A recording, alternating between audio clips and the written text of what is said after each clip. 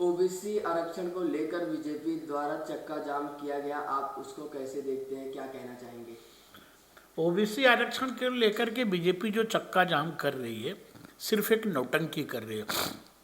जब यहाँ के माजी मुख्यमंत्री देवेंद्र जी यहाँ पे मुख्यमंत्री थे और उनकी केंद्र में सरकार थी, बीजेपी की केंद्र में सरकार थी, मोदी जी प्रधानमंत्री हैं, जब माननीय सर्वोच्च न्यायालय ने उनसे डेटा मांगा तो उस समय डेटा उनको प्रोवाइड करना था और डेटा वगैरह उन्होंने दिया नहीं, और वो डेटा नहीं देने की वजह से सुप्रीम कोर्ट का ये रिजल्ट आया है।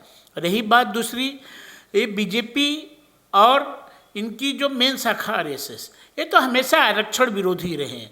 आपको लगता है, मैं आपके चैनल के माध्यम से उनको पूछना चाहता हूँ कि आप दिल से आंदोलन कर रहे हैं या दिखावा कर रहे हैं? ये बीजेपी सिर्फ और सिर्फ दिखावा कर रही है। इसको इस आंदोलन के ओबीसी आरक्षण रहे या जो भी आरक्षण रहे, हमेशा आरएसएस और बीजेपी आरक्षण विरोधी रही है, आरक्षण के मदद में कभी नहीं रही है। अगर वो डेटा दिए होते तो आज ये दिन नहीं देखना पड़ता था, और उनके डेटा नहीं देने की वजह से ये आरक्षण रद्द हुआ है। और फिर से एक बार कहता हूँ कि बीजेपी सिर्फ और सिर्फ नाटक कर रहे हैं और दिखावा कर रहे हैं, और वो आरक्षण के हमेशा खिलाफ थे और खिलाफ है।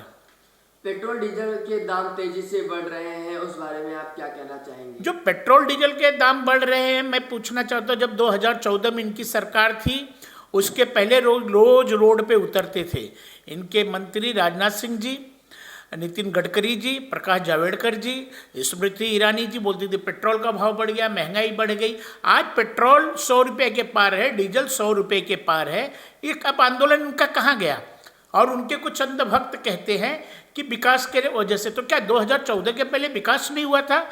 ये पूरी सरकार फेल है। महंगाई इनके राज में सबसे ज़्यादा हुआ 2014 के अपेक्षा। आज देखिए, जो उस समय पेट्रोल 60-70 रुपये थे, आज 100 के पार है। डीजल 50-60 का था, आज वो 100 के पार पहुंच गया है।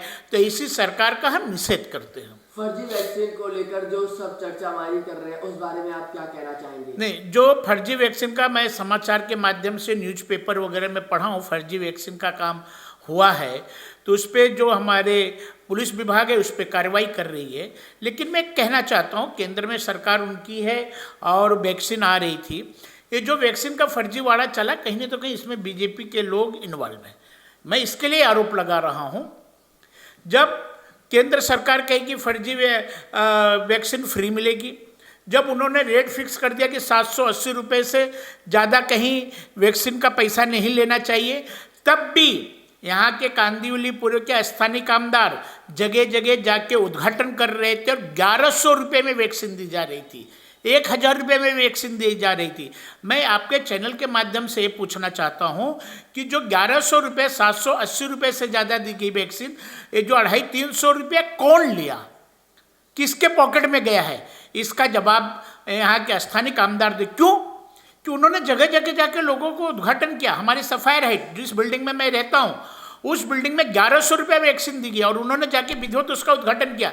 उनको जब जानकारी थी कि 780 रुपये से ज़्यादा नहीं ले सकते हैं, तो उन्होंने वैक्सीन का पैसा 780 से क्यों ज़्यादा 1100 रुपये क्यों लेने दी? उस 1100 रुपये में भी हमारे इस सोसाइटी के रहवासियों ने कुछ अपने तरफ से डोनेट किया था, क्योंकि जो हमारे वॉचमैन है, सिक्योरिटी गार्ड है, जो काम करने वाले हैं, उनको फ्री वैक्सीन दिया जाए। लेकिन ये पैसा ज़्यादा क्यों गया? मलाड में जगह जगह उन्होंने आयोजन किया, रजिस्ट्रेशन का काम किया, उनके लोग क्यों 780 रुपये से ज़्यादा लिया? क्यों 1000 रुपया लिया? क्यों 1100 रुपया लिया? तो इस पर भी आपके चैनल के माध्यम से मैं सरकार से मांग करता हूं कि जो 780 रुपये से ज़्यादा पैसा लिया गया है, इस पर भी कार्रवाई की जाए और इनकी भी इंक्वायरी की जाए। फर्जी वैक्सीन जो सप्लाई कर रहे हैं, उन पर क्या कार्रवाई होना चाहिए, क्या कहना चाहेंगे? नहीं, जो फर्जी वैक्सीन का सप्लाई कर रहे हैं, उन पे तो एकदम कठोर से कठोर कार्रवाई होनी चाहिए। ये सरकार की नैतिक जवाबदारी है और सरकार इंक्वायरी कर रही, जहाँ तक मुझे जानकारी मिला है, उन पे केस होना चाहिए, जो कानून के माध्यम से जो कड़ी से कड़ी सजा दी जा सकती है, क्योंकि लोगों के स्वास्थ्य के साथ खिलवाड़ हो रहा है।